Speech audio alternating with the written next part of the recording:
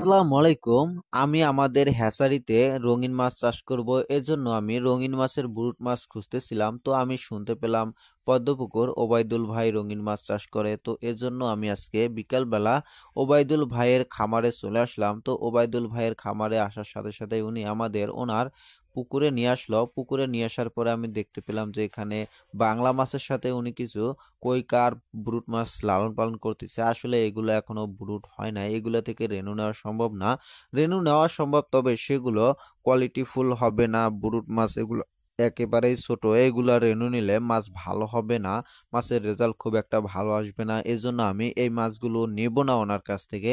তো এরপরে উনি আমাকে নিয়ে আসলো একটি ছোট পুকুরে, যেখানে উনি কমেট মাছগুলো রেখে দিয়েছে পুকুরে। তো এগুলো রঙিন মাছের ভিতরেই পড়ে। এগুলো অ্যাকুরিয়ামে রাখা হয়। আপনারা দেখতে পাচ্ছেন অল্প একটু ফিড দেওয়ার সাথেই কমেটগুলো একেবারে ভেসে উঠলো। আমি ওবায়দুল ভাইয়ের সাথে সুন্দরভাবে গল্প করে ওনার বিষয়গুলো আমি জানতেছি যে উনি কিভাবে এই খামারটা তৈরি করেছে। আসলে উনি অনেক ছোট করে এই খামার শুরু করেছিল, একেবারেই ছোট থেকে। তো আজকে ওনার ২ বছর হলো এই খামার পরিচালনা করতেছে। তো ২ বছরে উনি মোটামুটি অনেক দূর এগিয়ে গেছে। তো আমি ওনাদের মাছগুলো আমি দেখতেছিলাম।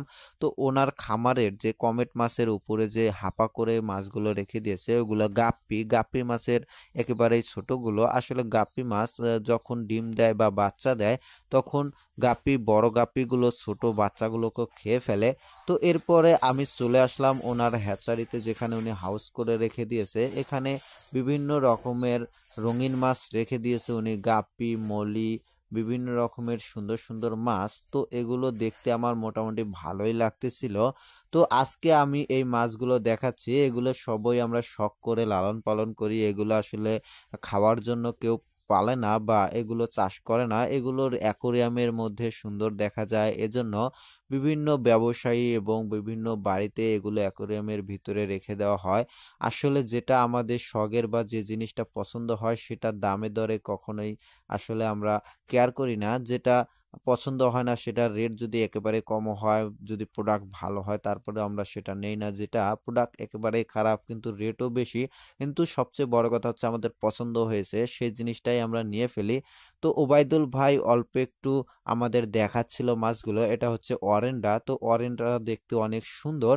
আসলে অরেন্ডাটাই আমাদের সবচেয়ে বেশি পছন্দ হয়েছে, কিন্তু ওনার কাছে অরেন্ডারও ব্রুট মাছ নাই। তো এজন্য আমরা ওনাদের কাছ থেকে আমরা কোনো রকমের ব্রুট মাছ সংগ্রহ করতে পারতেছি না।